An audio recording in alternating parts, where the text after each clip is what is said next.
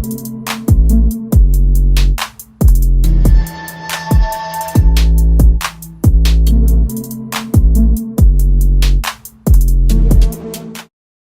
up, nation? Welcome to another edition of the WiseTake MLB DFS Wise Stream, CK013 here. You can find me on Twitter at CK_013, and of course I'm from the WiseTake Nation, which you can find on all the social media platforms listed above or directly at wisetake.com. If you're looking to take your DFS game to the next level, we are a premium DFS content provider as well as a DFS community designed to help make you a better DFS player. Go check us out. Day Pass is available. You want to try us out. That being said, if you're new to this channel, welcome. You come to the right place for some free fire DFS content. So make sure you subscribe, hit the notifications bell, don't miss out on any of the free content we put out. Currently covering MLB slates Monday through Friday, meaning we stream live Sunday night through Thursday night with our first look right here. NFL's around the corner. Say it every show. I'm going to keep saying it around the show. We are less than a month away from NFL opening day. And I'm very excited about that. Plus, we got some more baseball to grind out, obviously. Pat Bush, what's going on, bro? Says, what's up, CK? The White Sox stack was a great call. I'm cashing right now. Excited about the 15-game slate. I'm loving it, Pat. I'm loving it. I do have some White Sox teams, but unfortunately, I got burned by the Brewers. I tried it. I figured, this was the spot that the weather was perfect. They would have been very popular, but being as how there was some weather risk, I tried to chance it. Right now, my best White Sox team has 3 Brewer players in it, so it's gonna be all up to, all up to whatever the hell is next. But you take them chances, right? I was going for it all, struck out a little bit, but the White Sox did come through. Shout out to those of you who did play them. That being said, we've got a massive slate to get to. Good to see. It looks like DraftKings has made a decision on the Cubs game, Cubs and Brewers. Looks like they will be including the game 2 in the main slate, so we'll take that into consideration. Let's get started with some top pitchers. As we always do, we got Mr. Mad Max Scherzer making his second start for his new team, the Los Angeles Dodgers, playing a familiar foe in the Philadelphia Phillies, who appear to be hot, right? They're winning a lot of games. Very interesting matchup. I still think Mad Max will be the preferred cash game SP1. If we take a look at Philly, they have a 23% strikeout rate, which isn't great, but it's not terrible. Only 166 ISO, 310 WOBA, 92 WRC plus on the season, but again, they have been playing better lately. Taking over first place from my New York Mets. Aaron Nola should be a significantly lower owned than Scherzer, but for good reason. He's at home against the Dodgers, who are obviously very potent offense. They got Trey Turner playing now. Bellinger seems to be heating up a little bit. Took him a while to get going after his shoulder injury. Mookie Betts, maybe he misses. He's been bothered by that hip. He came back and went back out with the hip, so maybe they catch a break and Mookie's on the lineup, but it's tough, man. Nola's upside and ownership are low, which is tempting, but the Dodgers are, man, that's an offense that you just don't feel comfortable attacking, right? Sonny Gray, very similar numbers to Nola. He gets a big park boost in Atlanta. Not that Atlanta's some great pitching park, but I mean, he plays in Cincinnati. That's one of the best hitting parks in the game. Ground ball rates are solid at 49.3%. Hard contact rate under 30%. We like it. Atlanta's a tough team.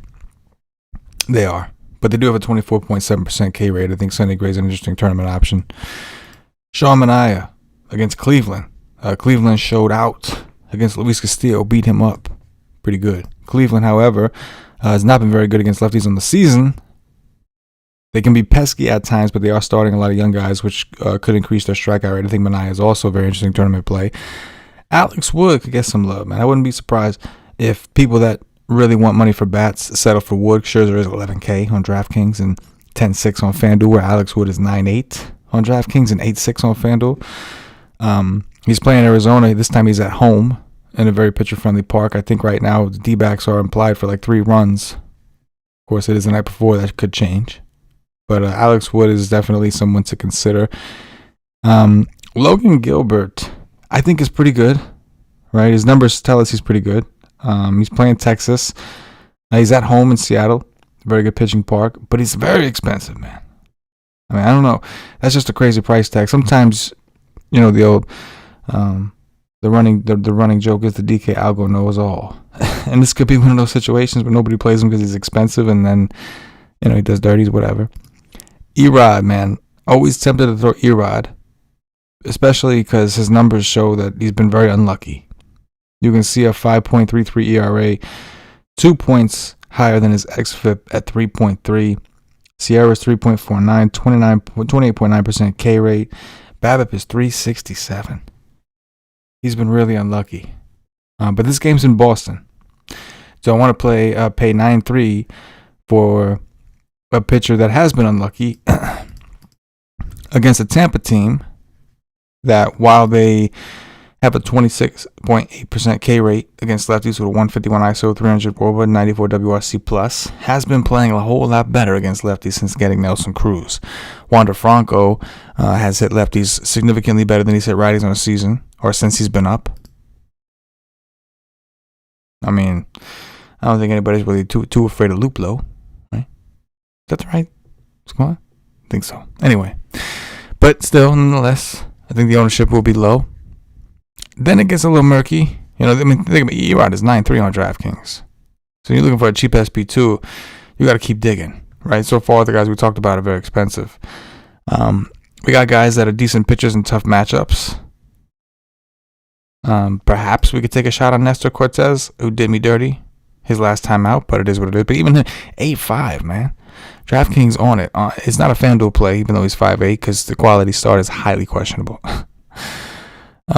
I think Luis Patino could be a good pitcher, but this game's in Boston. I don't think he's quite ready. Carlos Carrasco is interesting. He's looked decent enough. He's only 8K, which is, we're starting to get there. It's a little cheaper, right? The issue, of course, Jonathan Adams, what's happening, bro? Good to see you. The issue is the pitch count. So he's had 2 starts. He only threw like 5 more pitches in his second start than he did in his first start. That's a problem, right? He threw 58 pitches in his first start, threw 62 in the second start. Both starts were decent, but obviously, he's got a long way to go before he's stretched out according to the rate. At this rate, maybe he gets up to 70-something pitches. He's at least in consideration against Washington. Tristan McKenzie. Now we're getting into GPP only territory, right? Tristan McKenzie has a 27% K rate. None of his other numbers are very good. Has a massive fly ball rate. He's playing an Oakland team that did lose Ramon Laureano. They do have Starling Marte, but they lost Razor Ramon for a PED suspension. Oakland, 22.8% K rate against righties, 169 ISO, 316 WOBA, and a 105 WRC plus. But again, McKenzie's one of them dudes that, the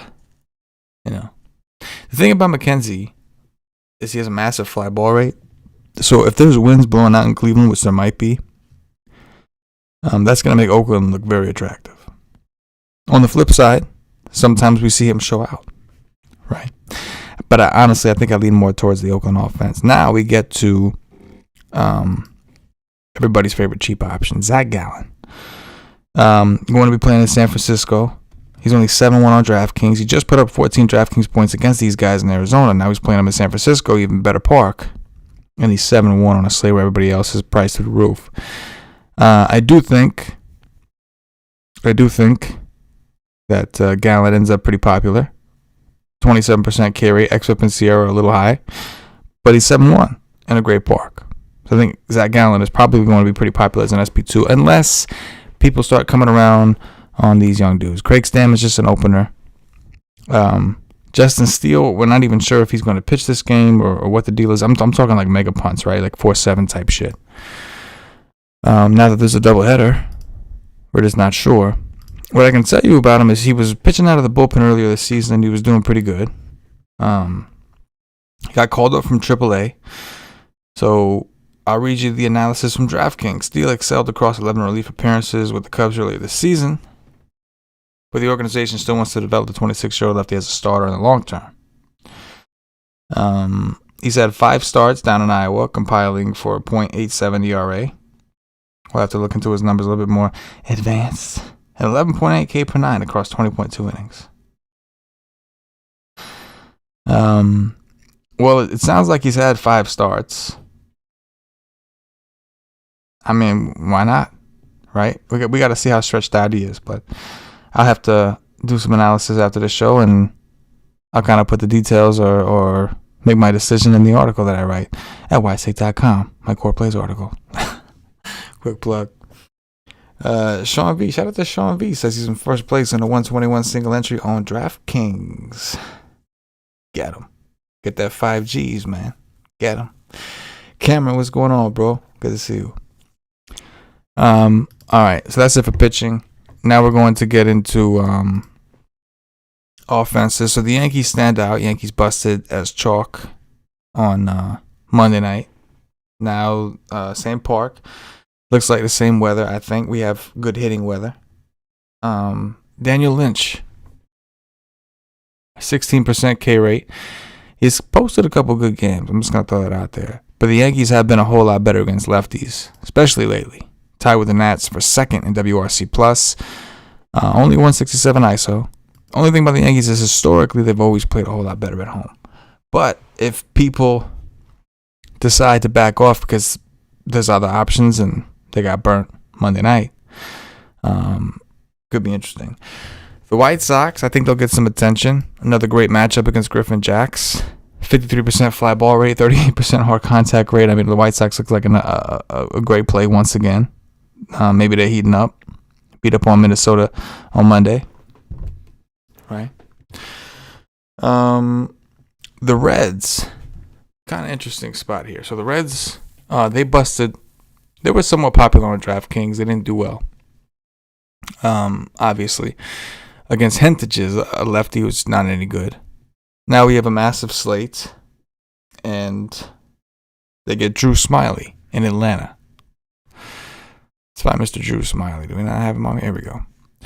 Smyly, 4.8 xFIP, 4.680, 20.4% K rate, 42% fly ball rate, hard contact rate's up. Everything looks good. The only problem with Cincinnati is despite their roster, they got Nick Castellanos, they got India, they got some righty power.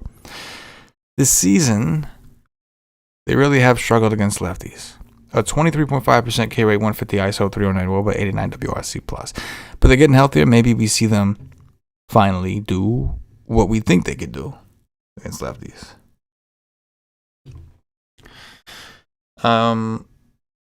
Red Sox against Luis Patino. This one looks pretty good. I think Patino has potential, but right now he's still a little rough around the edges. A 53.8% fly ball rate. That'll maybe get you by in Tampa, but it's going to be tough in Boston. Right. It'll be tough in Boston. I do like the Red Sox. Last but not least, if you dare, the New York Mets go up against Pablo Espino. Where the hell? I'm pretty sure it's Pablo. There we go. Pablo Espino, who has got a 3.66 ERA, but an xFIP and Sierra that are a little high. Only an 18% K rate. Mets have been striking out a lot lately. That's been an issue for them. 45.3% fly ball rate. They just fell out of first place. If you think this is the moment where they wake up, you can take a shot. Really, the reason they're in here, it's not so much about me being a homer as it is they have one of the highest implied run totals on the slate as of now. You know, we're going through the night before. I look for the teams that have high implied run totals because I think that's what most people will kind of look at. And the Mets currently at 5.3. We'll see where that ends up by the time we get to the lock and see which way the line goes. But obviously, it's a massive slate. There's a ton of different ways you can go. Massive. Things to watch. J.A. Happ, who's one of the worst pitchers in baseball, in my opinion, goes up against the Pirates. Pirates have not been good against lefties. They have not been good at all against anybody. They have an 80 WRC+, a 290 WOBA, 117 ISO, and a 21.9% strikeout rate against lefties. But J.A. Happ is terrible. And then we got the Tigers and Baltimore game. The game's in Baltimore. We like to pay attention when teams play in Baltimore. We got Keegan Aiken against Detroit, who's been playing a whole lot better in the second half of the season, right, since the All-Star break. Keegan Aiken is not good. But when you look at how bad Detroit's been this season, it gets scary. 26.3% K rate, 148 ISO, 315 WOBA, 98 WRC plus. But it's in Baltimore, and Baltimore's bullpen has been just atrocious.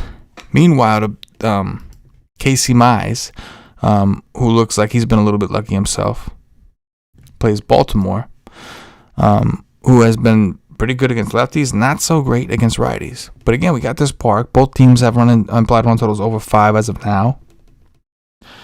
Something to think about, I guess. Don watching Ratty. I'm going Aaron Judge, number 1. Would go Giancarlo. I like to go Giancarlo against lefties, but if it was Yankee Stadium, I felt better about that. I'm going Judge. Yo Moncada. I'm going to try to pick. I could have gone Jose Abreu, trying to pick one of the White Sox that didn't do too well, right? In a bounce back spot. Then we're going Nick Castellanos, man. Maybe the Reds wake up. Nick Castellanos, at the very least, man. This guy was on the Tigers when the Tigers were lefty mashers, and he was a big part of that. But let's see. But I'll go Nick Castellanos, who I think is 6 for 13 or some shit like that, with like 4 doubles off Smiley, but no homers. Maybe this is the time he gets one. Anyway, Nation, that's going to do it. Sean V, good luck, bro. Hope you hold on. Hope you hang on. Let us know in the comments. Oh, Sean V says Moncada ended up homering in the 8th. Okay, so Moncada did homer. So how about we flip it to Abreu then? Huh? Flip it to Abreu just to pick someone different, right? I'm cool with it. All right. Anyway, hope you hold on, bro. Pat Bush, glad to hear your slump got out. Abreu. Pat Bush, glad to hear that you got out of your slump, man. I appreciate those of you who would take the time to watch us live. I appreciate those of you who watch after the fact. Also, please hit the like button on your way out if you haven't already. Shit helps us out for myself. Oh, one other thing I forgot to mention, and we'll see how many people actually listen to the very end of the show. But this is actually my birthday episode. That's right. My birthday is August 10th, so hoping for some of that birthday luck to come my way. And I'm hoping to take some of that luck and wish it upon all of you who are listening, who support the shows, who support us at WiseTake.com. Let's win some money. Let's do dirties. Let's do birthday dirties. The entire WiseTake Nation. Appreciate it, Sean V. For myself, the entire WiseTake Nation, as always, good luck.